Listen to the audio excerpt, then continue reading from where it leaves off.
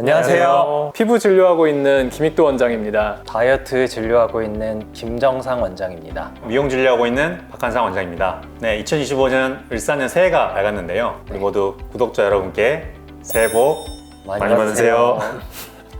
네, 인사 한 번 더 드리고요. 주변에 많은 분들이 새해를 맞이해서 피부 관리에 좀 더 신경을 써서 예쁘게 하고 싶다는 분들이 좀 있었습니다. 겨울에 또 피부가 건조하기도 하고 늙어가면서 푸석푸석해지는 것 같은데 원장님들은 좀 어떠실까요? 사실 저도 그런 고민이 있었는데 네. 다들 비슷한가요? 저는 피부가 너무 건조해지는 것 같고 피부는 더 까매지는 것 같고 요즘에 고민이 너무 많습니다. 저도 뭐 말씀해 주신 것처럼 건조함을 느껴가지고 요새는 진료하다가 가끔 거울을 보면 건조해서 각질이 좀 일어나더라고요. 그리고 또 예전처럼 뭐 여드름 같은 게 생겼다가도 빨리빨리 회복이 좀 안 되는 것 같기도 하고요. 그래서 준비한 오늘의 특별한 주제는 연령별로 어떻게 피부 관리를 하면 좋을지에 대해서 준비를 해봤습니다. 피부 관리법이 일률적이지 않고 나이에 따라서 그럼 좀 다를까요? 10대, 20대는 그냥 뭘 해도 피부가 좋은 시기 아닌가? 그렇게 생각하실 수도 있지만은 연령대별로 피부의 어떤 타입과 스타일이 좀 다르기 때문에 적절한 피부 관리를 하지 않으면은 피부에 안 좋은 영향을 미칠 수도 있겠습니다. 원장님들은 혹시 10대, 20대 때 피부 고민이 있으셨을까요? 저는 학생 때는 지금이랑은 좀 다르게 선크림도 잘 안 발랐고 특히 뭐 남자들이니까 축구도 막 많이 하고 농구도 하고 하잖아요. 더러운 손 같은 게 더럽다는 것도 잘 모르고 막 얼굴 비비고 하는 게 너무 많았거든요. 그래서 네. 트러블도 좀 잘 올라오는 편이었고 물론 지금은 조금 자제를 하고 있지만요.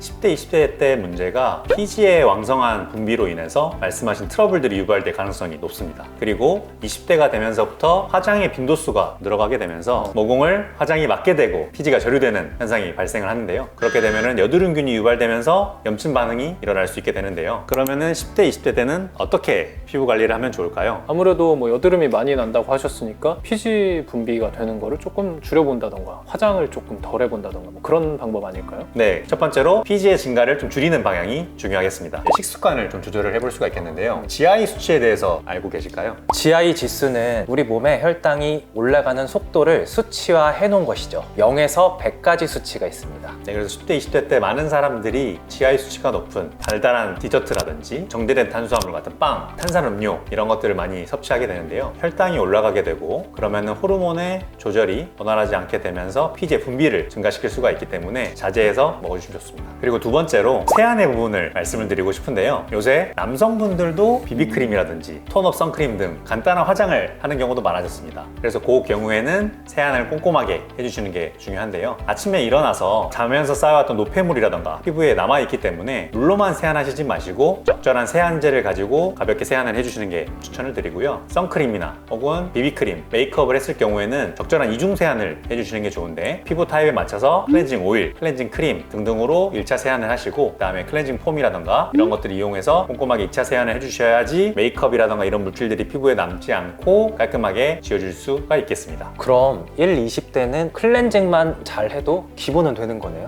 그렇습니다. 클렌징이 되게 중요하고요. 그리고 세 번째로 말씀드릴 게 이제 선크림을 잘 바르라는 건데 그거는 제가 저번 영상에서 소개해드린 게 있으니까 한번 참조하셔서 보시면 좋을 것 같습니다. 그러면은 이제 1, 20대 얘기해 주셨으니 또 30대나 40대, 50대 분들은 피부 관리하는 방법이 좀 달라야 될까요? 네, 그렇습니다. 이번에 30대에 대해서 얘기를 해볼 건데 저희가 이제 30대에 해당이 되잖아요. 그래서 지금 귀를 쫑긋하고 기울이고 있습니다. 네, 그러면 30대의 주된 피부 고민은 무엇일까요? 피부 탄력 문제 아닐까 싶어요. 옛날 사진하고 뭐 요즘 찍는 사진들 보면 볼에 이 음영 지는 것 자체가 좀 다르거든요. 네, 맞아요. 탄력도 그렇고 이제 피부가 너무 건조해져서 각질 많이 생기는 거.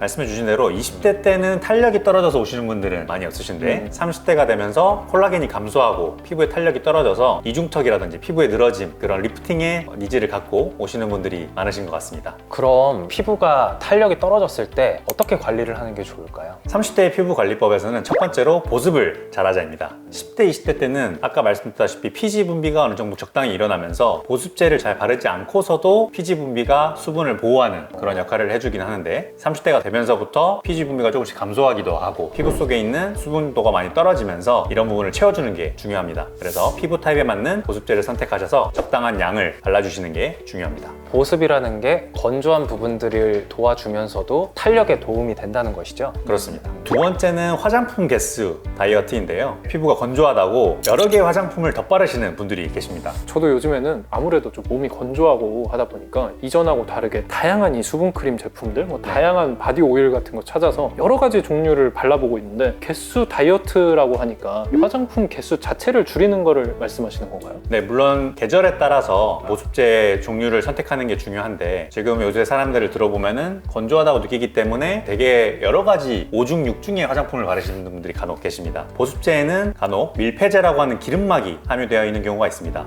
밀폐제? 저도 밀폐제라는 말은 좀 처음 듣는 것 같아요. 밀폐제 성분이 피부에 2중, 3중, 4중 쌓이게 되면은 피지를 저류시켜서 피부에 트러블을 유발시키는 경우가 있거든요. 그렇기 때문에 너무 여러 겹 바르는 것보다 적합한 보습제 종류를 선택해서 바르시는 게 중요할 것 같습니다. 그리고 민감성 피부의 경우에는 보습제를 여러 가지 바르게 되면은 그 성분 중에 알러지를 유발할 수 있는 성분들이 간혹 있거든요. 그렇기 때문에 화장품의 개수를 다이어트해서 보습을 하시는 게 중요할 수 있겠습니다. 네, 이제 40, 50대 피부에 대해서 말씀을 드려볼 건데요. 타고난 피부를 가진 사람도 있겠지만은 관리를 잘 하느냐 그렇지 않느냐에 따라서 차이가 크게 나타나는 시기이기도 합니다. 40대, 50대들이라고 하면은 보통 이 주름이 가장 고민일 것 같아요. 저는 주름도 주름인데 이제 갱년기 때 여성분들은 피부가 꺼지는 것 같다라고 말씀을 많이 하셨던 것 같아요. 네. 어떤가요? 우리 어렸을 때는 피부를 깎는, 피부를 갸름해보게 해주고 있던 니즈가 있다고 하면은 40, 50대가 되면서는 피부의 볼륨이 꺼지는 그런 현상이 일어났기 때문에 채우려는 니즈가 있으신 것 같습니다. 흔히 말하는 볼 꺼짐이나 눈이 깊게 파이는 것 같다거나 뭐 그런 증상 말씀하시는 거죠. 제가 이제 경험적으로 진료를 할 때 본인은 살이 많이 빠지면 피부가 더 꺼질까봐 고민하시는 분들이 되게 많았어요. 그런 분들은 어떤 관리를 해봐야 될까요? 첫 번째로 어디서나 우리가 쉽게 해볼 수 있는 몇 가지 운동을 소개해 드리려고 하는데요. 첫 번째로 이제 아에이오 운동인데요. 입 주변에 근육들을 이제 자극을 시키는 거고요. 그리고 두 번째는 이제 중안부에 이 광대 쪽 부분에 이제 볼륨을 조금 올리기 위해서 근육 운동을 해보는 건데요. 입을 자연스럽게 스마일처럼 잡아주시고 광대를 이제 실룩실룩 하는 것처럼 자극을 광대를 이용해서 약간 입꼬리를 당기는 느낌이네요. 네, 입꼬리를 당기는 느낌으로 억지로 웃는 그런 느낌이네요. 네, 억지로 웃으면서 광대의 근육을 조금 리프팅 시키는 느낌으로 해보시면 좋을 것 같고요. 그리고 이제 마지막으로 눈 주변의 근육을 좀 강화시키기 위해서 눈을 부릅뜨고 하는 운동을 해보실 건데요. 이때 중요한 것은 이마 근육이 사용되지 않도록 손으로 이마 근육을 이제 고정시켜 놓은 상태에서 눈을 이제 부릅뜨시거나 혹은 눈을 이제 천장 위쪽으로 바라보시는 그런 운동을 해볼 수가 있겠습니다. 흔히 말하는 이마로 크게 눈을 뜨지 말고 저는 환자분들한테 시술하면서 설명을 가끔 드리는 게 저는 이제 환자분들을 거꾸로 보니까 네. 이마 주름 있는 분들한테 항상 눈꺼풀 올림근이라는 근육이 따로 존재하고 그 근육을 사용해서 눈을 뜰 수 있다고 항상 말씀드리거든요. 그래서 이마로 뜨는 습관이 있으신 분들은 눈꺼풀을 이용해서 뜬다라고 생각을 하고 한번 따라해 보시면 좋을 것 같아요. 이마 근육을 사용을 줄이고 눈 주변의 근육을 발달시켜보는 운동을 해보면 좋을 것 같습니다. 눈과 광대 근육까지 보완을 해내면 볼 꺼짐이나 뭐 탄력 부분도 많이 개선이 되겠네요. 네, 그렇습니다. 근데 이제 나이가 조금씩 들어가게 되면 40, 50대 분들 종합 비타민이라던가 이것저것 영양제를 굉장히 많이 먹는 것 같은데 맞아요. 저한테도 환자분들이 오셔가지고 먹는 콜라겐 먹으면 이거 도움돼요? 아니면 뭐 먹는 항산화제 먹으면 도움돼요? 종합 비타민 먹어야 돼요? 라고 항상 여쭤보시거든요. 이런 영양제들이 정말 피부 관리에 도움이 많이 되나요?